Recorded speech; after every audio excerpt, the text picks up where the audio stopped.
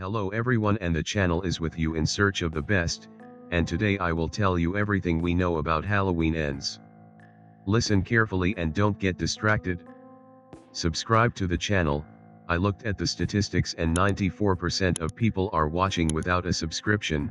It's not difficult for you to subscribe to this channel, but I will be glad. Click on the like button if you want to continue. Halloween Ends is not the end. With a title like Halloween Ends, it's easy to assume that this is the final chapter in a saga that began just over 40 years ago. But rest assured, that is far from the case. In an interview with /Film, writer/director David Gordon Green and writer Danny McBride discuss what is next for the franchise. McBride reassures the reason for his eventual return by stating, "I feel like Michael Myers is such an iconic horror character. There's a simplicity to why he's scary that I think it will always be relevant for generations to come. Michael may always wear a mask, but he represents a primal fear that has lasted for decades, and McBride perfectly encapsulates why the character will never truly be gone."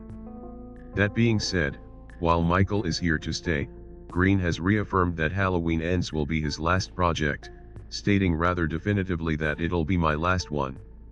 Nevertheless, his style and impact will likely never leave the character, as his vision has helped modernize the slasher for a new generation.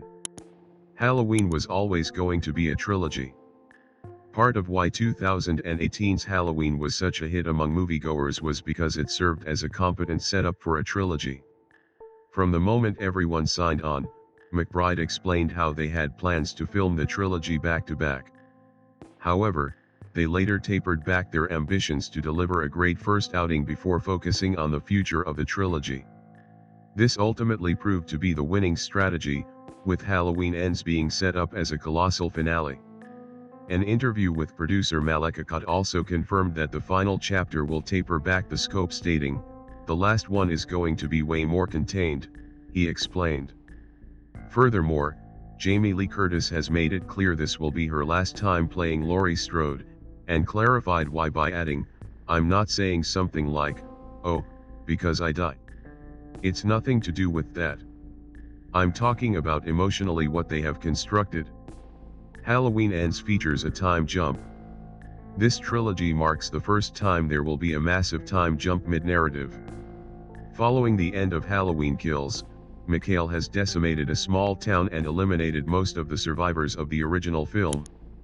He's also solidified his feud with Laurie Strode by murdering her daughter. And with the time jump, the universe will be better prepared to explore how one person has infected a small town with fear and how the people of Haddonfield have dealt with it. In an interview with Green, he explained that there is a time jump. It gets back onto a contemporary timeline, so it'll jump 4 years.